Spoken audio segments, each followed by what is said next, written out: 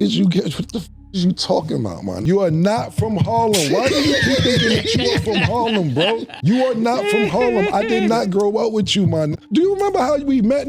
Pause. Not met, how you got cool with us? Basically, you heard our freestyles. And you came up to me one day when I was chilling in front of the house. You said, yo, man, I heard the freestyles. Y'all killing shit. More freestyles come out. Y'all heard the new shit you did. Children of the Corn, 12-minute freestyle. Mace, Cameron, Cardan, DJ Clue. Google Bloodshed and Cameron, Children of the Corn, freestyle. Are you at any of these places? No, you was not there, man.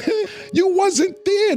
I was the CEO of Diplomats. I made Diplomats with him. I was with him every bit of his journey. I held him down. I took position of holding him down. You was a fan. You begged us. You are a fan, nigga. A fan. So you can sit around and act like you've been around all this Harlem shit and everything. You ever see somebody from Harlem try to act like they from Harlem so bad that you got to keep saying, I'm from Harlem? From Harlem, know who's from Harlem. You don't have to keep saying you from. Mace need to go on a diet. He need to get his life together. He need to go to the doctor and get a physical. He looked terrible, bad body, back ass. He look big around the neck. Waist look crazy. I'm body shaming this. You heard? He need to go get his together, get on the treadmill, do some push-ups, do something. You heard? Especially for playing with me. What if everything you thought you knew about Jim Jones just got turned upside down? What if the man who's been claiming he helped build Maze and Cameron's legacy was never the mastermind, just the loudest voice in the room? What if the truth is, his whole shine came from standing next to the very people he now disrespects? Listen, man, listen. You were fanned out and you begged to come to your house after you heard all these mixtapes. That's how you got in. Mace actually taught you how to rap. Literally. He taught you how to rap. Back when Dipset had the rap game in a chokehold and that diplomatic immunity era felt untouchable, nobody questioned the hierarchy. But what if the real foundation of that movement wasn't even his? What if the one yelling the loudest about being the boss was really just lucky to be standing beside greatness? Now the truth's starting to surface, and it's not looking good for Jimmy. His fight to stay relevant feels less like a grind and more like a man struggling to stay afloat. Because sooner or later, the people who actually built the wave are gonna say, enough is enough. Mace taught me how to rap. You say it. We taught you how to rap. How you ran the whole organization. How you made Diplomat. Yeah, you ain't make none of this stuff. You was a fan. That's how you got down originally. Period. I heard the new shit you did. Yo, you want to come through? Come through. Why? Why are we going to Jomo's house? So yeah, I would bring some bitches over there to fuck sometime. A little crack maybe. They know what I've done. And dance around it all they want and shit like that, joking, but they know if I get upset, it's gonna be a real problem. Get out of here. Every nigga that put hands on you or you get to altercation, you cool with him. You tried to chase French Montana out the game, that ain't work out. Y'all got cool. So cool that you go to his video shoot, pardon me, not his video shoot, his movie. You're sitting in the crowd watching the premiere and they dissing you in the movie. You in the movie getting dissing, you gotta eat it, just sitting in the crowd. Nah, they dissing you in the movie that you went to go see, bro. In hip-hop, there's always been one golden rule. Respect is earned, never given. You can't claim a block you never bled for. You can't rewrite your own history every time it fits your image. And you definitely can't steal another man's blueprint without catching serious heat. But Jim, he's been walking that fine line for nearly 20 years. And now, the real architects of that legacy are finally stepping forward, ready to set the record straight. The wildest part, Jim recently claimed he was the CEO of Dipset, that he held it down for Mace and Cam. But that's not just a stretch, that's a full rewrite of Harlem history. Because in a place like Harlem, saying you built something when you never laid a single brick, that's crazy, and people aren't letting that slide. Not when Jim says it with the confidence of gospel truth. At this point, it's almost comical. That's what happens when someone tells the same story for so long. They start believing their own myth. But here's the catch. When your legacy is borrowed from someone else's grind, the real ones always come back to collect. I never needed us. You were just a fan. Boom. Ice cold. Man, in the hotel, they chased you to the beach. Yeah, they chased you to the beach and you was in the sand. You was getting wet from the water, from the ocean.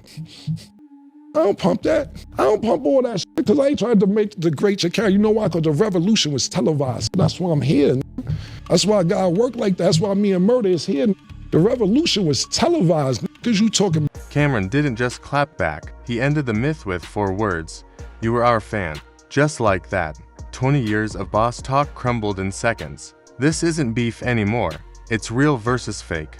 Builders versus writers. And Jim. Cam made it clear which side he's on. And it's not Jim's. Cam exposed what's really been driving Jim for years. Fear. Not loyalty. Not hustle. Just fear of being seen for what he really is.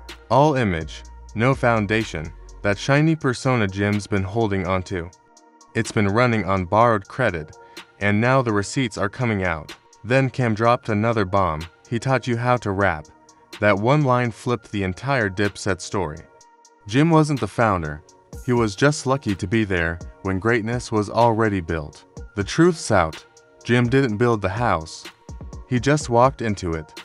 Now all his so-called wins look borrowed too. Because in this game, real ones build, fakes ride waves. And right now, Jim's wave just crashed. Respect is currency, and Jim's stock just hit 0. Cam says he's got proof with real receipts. And when someone says that in hip-hop, you already know, it's about to get ugly. There ain't no game, they can't play with me too much.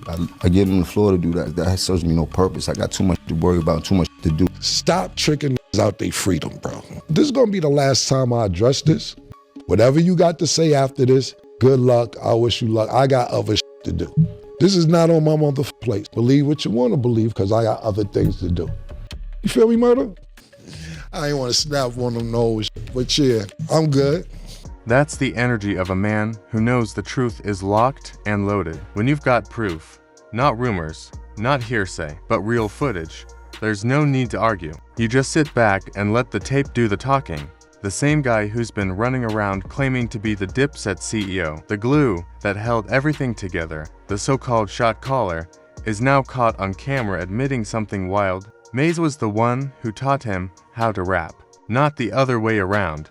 That one clip flips the whole story, because once there's video proof, all that tough talk and self-made boss energy, it starts crumbling fast. The streets don't forget receipts, especially when they're caught on tape. He taught me how to rap, and Cam always made sure I was on every single album he had. He was like, boy, once you figure out how to rap, the same way you act in these streets, it's gonna work for you. Just keep going. And that's all so I always gotta give credit to what credit is doing shit like that. It would be no Jim Jones. That ain't just a contradiction.